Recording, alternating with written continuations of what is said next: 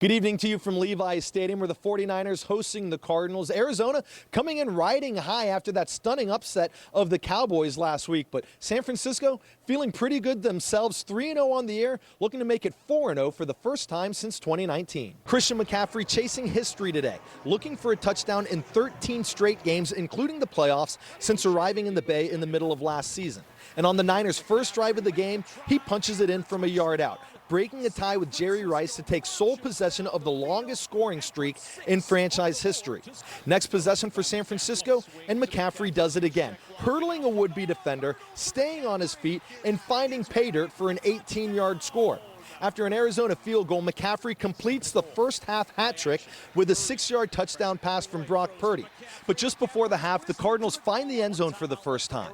Josh Dobbs to Michael Wilson for a 16-yard score.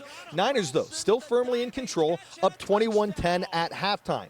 Things get a little iffy early on in the second half, though. After the 49ers fail to score for the first time all game, Arizona makes it a one-possession game. Same connection as last time, Dobbs to Wilson. The two-point conversion fails, though, so it's a 21-16 Niners lead. But on the next possession for San Francisco, who else but McCaffrey? He punches it in for his fourth touchdown of the game. And then early on in the fourth quarter, Javon Hargrave sacks Dobbs. Not the best performance from the defense today, but more than effective. And to cap off the evening, Brock Purdy sneaks it in as the Niners dominate the division rival Cardinals 35-16 as they improve to 4-0 on the year. I used to say, you want to get through them because they're doing the same for you. We now bring in our Kirsten Keller to break down the game. You were watching with me up in the press box. We thought McCaffrey was going to get 5. Everybody was joking around that Shanahan had him on his fantasy team, but just a phenomenal performance from him today. A phenomenal performance, his 13th consecutive game with a touchdown, beating a 49ers great, Jerry Rice, and a lot of players, I wouldn't say they expected that, but they know that they have it in him. They know that what he brings to the team. A few weeks ago, Deebo Samuel talking about how he's a Swiss Army knife, and a lot of the players reacting to that, as you hear in the locker room, just about how unique and essential he is to this team. And not only that, but he's a humble guy.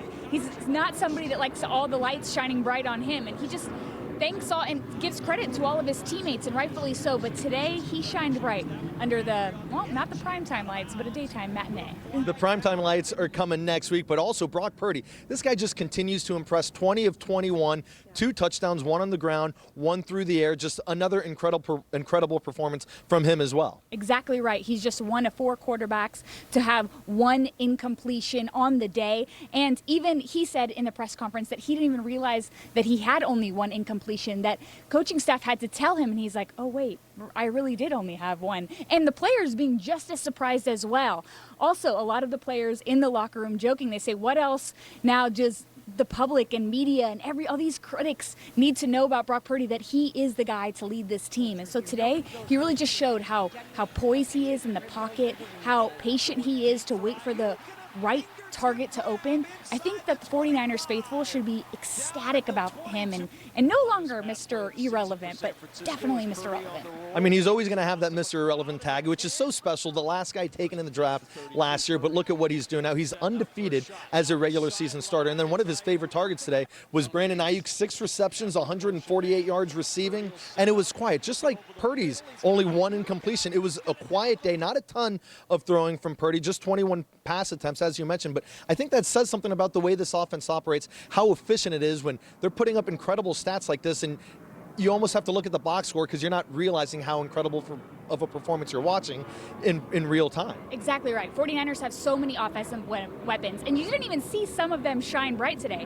Tight end George Kittle, fullback Kyle Juszczyk, Elijah Mitchell, who obviously wasn't playing today, but those guys, and Deebo Samuel, really quiet day from him. And so I think that that's also going to be tricky for teams that are playing them, is that, yeah, maybe they will focus on Christian McCaffrey, but there are so many other guys that can step up and take the lead for this team. So I think that going forward, this is going to be just a potent offense that NFL fans in general are going to watch, because this team is really exciting, and to be undefeated so far, I know they're not getting ahead of themselves. They still have a long season to go, but to show that what you've done against some really good teams, and then like you said, the Dallas Cowboys coming up this weekend, it's going to be good. And I mean, we didn't even mention the defense. The defense had a solid performance, not their best of the year by any means, but still more than enough to get it done as the Niners look dominant again as they take down a division foe. They now have a 2-0 record in the division after beating the Rams a couple weeks ago as well. So a strong start to the season for San Francisco. And as you mentioned, the Cowboys coming here to Levi's Stadium next week for a primetime showdown on Sunday. Rucker, let's send it back to you.